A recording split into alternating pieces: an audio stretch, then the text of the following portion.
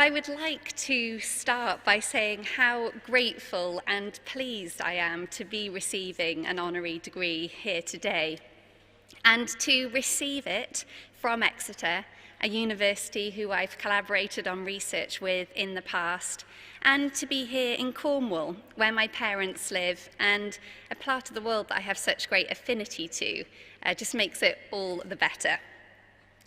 And I'm honoured to be sharing your day and excited to be able to stand here and congratulate you on the degrees that you're receiving. So a huge well done on your success and for making it to today. And thanks to Professor Godley for such kind words. Although what he didn't mention in his deceptively seamless summary of the last 14 years is all the stuff that went wrong along the way. All the times I thought, oh, that wasn't quite what I was expecting, and what the heck am I going to do now? Like the time I arrived in Shanghai, after spending 6 weeks getting there by train, camel and horse to study a zero-carbon city, only to discover the city didn't exist and it was just a load of media hype. Or the time I was living on a small island, 10 foot above sea level, to be woken up one morning in a hurry by the word tsunami. Or the time we hit something in the middle of the Pacific, and when we came up on deck, we found that we were surrounded by plastic. We had discovered the North Pacific Gyre, the largest accumulation zone of plastic pollution. And although I didn't realize it at the time, that day I also discovered my career. In fact, when I look back, all the major mishaps resulted in fairly major revelations. Time at sea taught me how to navigate my life, a bit like the way you sail across an ocean, constantly reacting to the changes in the environment around you. The wind picks up, or the waves change direction, and you have to adjust your sails and shift your course. Sometimes your life even depends on your response. And this idea of reacting to the world around me has been core to shaping my own direction. And I think it's key for all of us, especially as new graduates living in such uncertain times.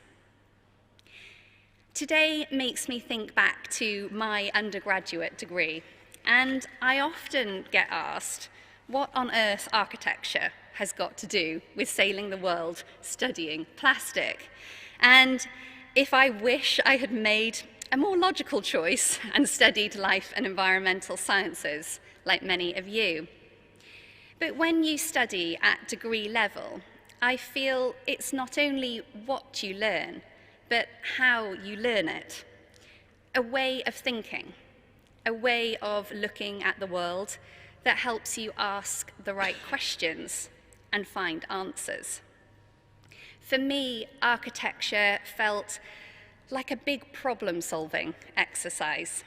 Here's a brief, go design a building to solve it.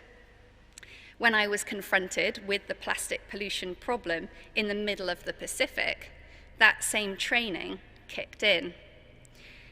And you will all have picked up new ways of thinking during your degree and started to identify what I like to call your superpower, the thing that makes you unique and brilliant, and the thing that you love. My work has shown me that rarely global problems have a silver bullet solution. Instead, it takes diverse skill sets to tackle a problem from every angle. So we need all superpowers collaborating to solve big challenges. The key is to work out what you want your contribution to be. This topic of solving big problems is hard to avoid with the degree subjects that you chose and are graduating with today. The combination in this room of those who've spent the last few years studying our home, planet Earth, and those who've studied human behaviour and how we all coexist on this home as an international community. These areas of study are, I'm afraid to say, the most important jobs in the world. Your future work to understand and protect our planet and those who live on it is the biggest challenge of our time, which also means you have the biggest opportunity to make a difference. Today is a celebration of the end of your studies, but really, today is day one. You've got big lives ahead of you and so much to do. So let's get started. Thank you.